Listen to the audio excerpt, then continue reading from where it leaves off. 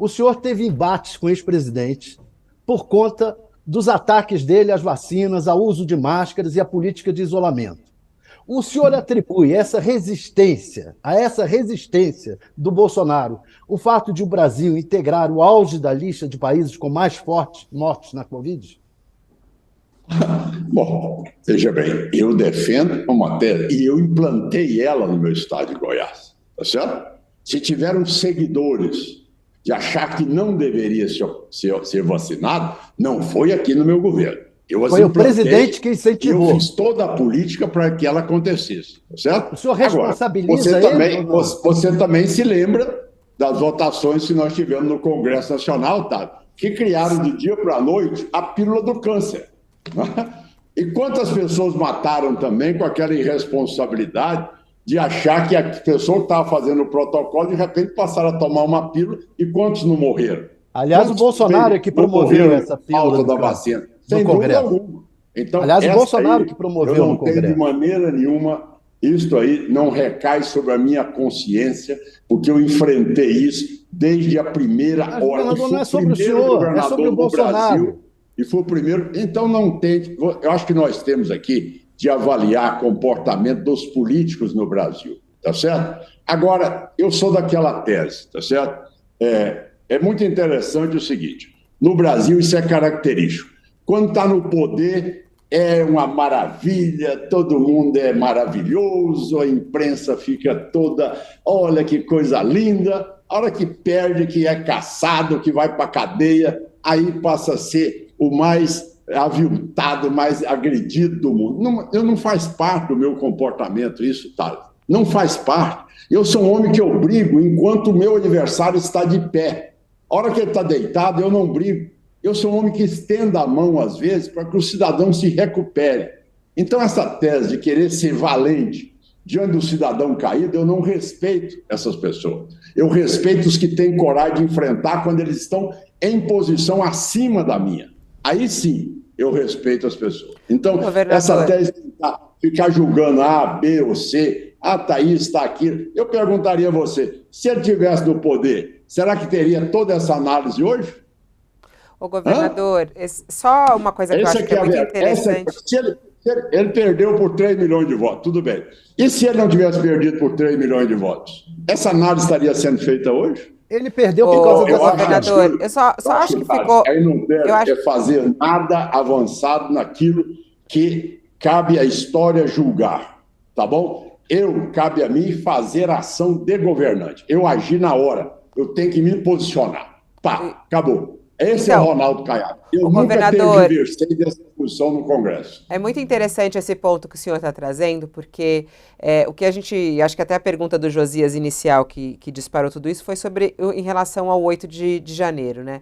Que é alvo de uma investigação não apenas na própria CPI, como também em outras esferas, como o próprio Supremo Tribunal Federal, né, que tem julgado aí vários e vários réus nesse caso, e é um entendimento do nosso país. A história do Brasil está sendo escrita, de certa maneira, na investigação desse 8 de janeiro. Me lembro muito bem que no dia seguinte, o próprio presidente Lula quis chamar os governadores a conversar sobre isso, porque o senhor, como o senhor mesmo disse, o senhor é governador do estado, né, então tem uma responsabilidade gigante na proteção, inclusive, da democracia do nosso país. Eu acho que a pergunta e a análise que a gente pede aqui ao senhor é clara nesse sentido, quer dizer, será que vivemos uma tentativa de golpe no nosso país? O senhor, como governador do estado, o senhor até iniciou a nossa conversa hoje aqui falando da importância e que nós estamos no mesmo lugar de defender a democracia, né? Como é que o senhor tem visto essa discussão, esse julgamento do 8 de janeiro